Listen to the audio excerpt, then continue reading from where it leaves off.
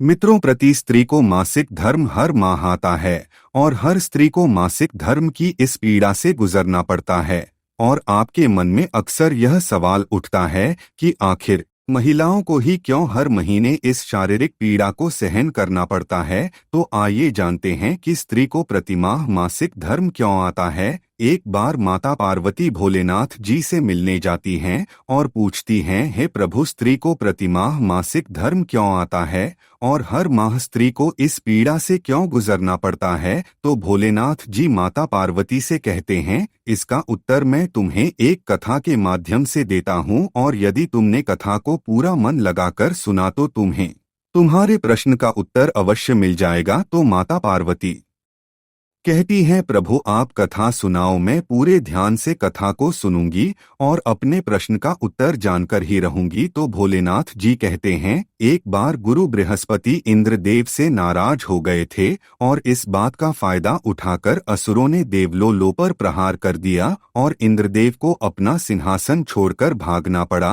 और असुरों से खुद को बचाते हुए इंद्रदेव सृष्टि के रचनाकार ब्रह्मा जी के पास पहुंच गए और ब्रह्मा जी को सारी बात बताई। तो ब्रह्मा जी को जब यह पता चला कि देवलोक पर असुरों ने कब्जा कर लिया है, तो ब्रह्मा जी ने इंद्रदेव से कहा, यदि तुम्हें देवलोक वापस पाना है तो इसके लिए तुम्हें एक ब्रह्मज्ञानी की सेवा करनी होगी। यदि वे प्रसन्न हो गए तो तुम्हें देवलोक वापस मिल जाएगा। ब्रह्मा जी कहने पर इंद्रदेव एक ब्रह्मज्ञानी की सेवा करने लगे, लेकिन इंद्रदेव को यह नहीं पता था कि वे जिस ब्रह्मज्ञानी की सेवा कर रहे हैं उसकी माता असुर हैं, जिसके कारण उस ज्ञानी को असुरों से अधिक लगाव था और असुरों से लगाव होने के कारण वह ज्ञान इंद्रदेव की सारी हवन सामग्री देवताओं के बजाय असुरों को अर्पित कर देता था। जब इंद्रदेव को इस बात का पता लगा तो उन्होंने क्रोध में आकर उस ज्ञानी की हत्या कर दी और भगवान विष्णु ने ब्रह्मा हत्या जैसे पाप की सजा से बचने के लिए इंद्रदेव से कहा कि हे इंद्रदेव, इस पाप से बचने के लिए आपको पेड़, भूमि, जल और स्त्री में अपना थोड़ा थोड़ा पाप बांटना होगा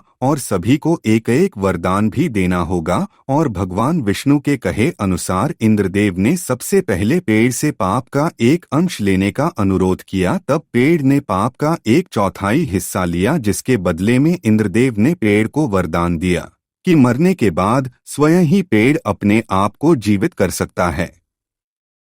इसके बाद इंद्रदेव के अनुरोध करने पर जल ने पाप का कुछ हिस्सा ले लिया और बदले में इंद्रदेव ने उसे अन्य वस्तुओं को पवित्र करने की शक्ति प्रदान की। इसी वजह से हिंदू धर्म में जल को पवित्र माना जाता है और पूजा पाठ में इस्तेमाल किया जाता है। और फिर भूमि ने भी इंद्रदेव के पाप का कुछ अंश ले लिया, जिसके बदले में इंद्रदेव ने भूमि को वरदान दिया कि उस पर आई चोट अपने आप भर जाएंगी। और अंत में इंद्रदेव की विनती करने पर स्त्री ने बाकी बचा पाप का अंश अपने ऊपर ले लिया और इसी कारण से महिलाओं को हर महीने मासिक धर्म की पीड़ा सहनी पड़ती है। लेकिन इसके बदले में इंद्रदेव ने महिलाओं को वरदान दिया कि तुम्हें घर की लक्ष्मी के रूप में माना जाएगा और इसीलिए महिलाओं को घर की लक्ष्मी कहा जाता है, क्योंकि एक पतिव्रता और संस्कारी स्त्री घर को स्वर्ग बना देती है। और इसीलिए हमें महिलाओं और बेटियों का सम्मान करना चाहिए, क्योंकि ऐसा करने से माता लक्ष्मी प्रसन्न होती हैं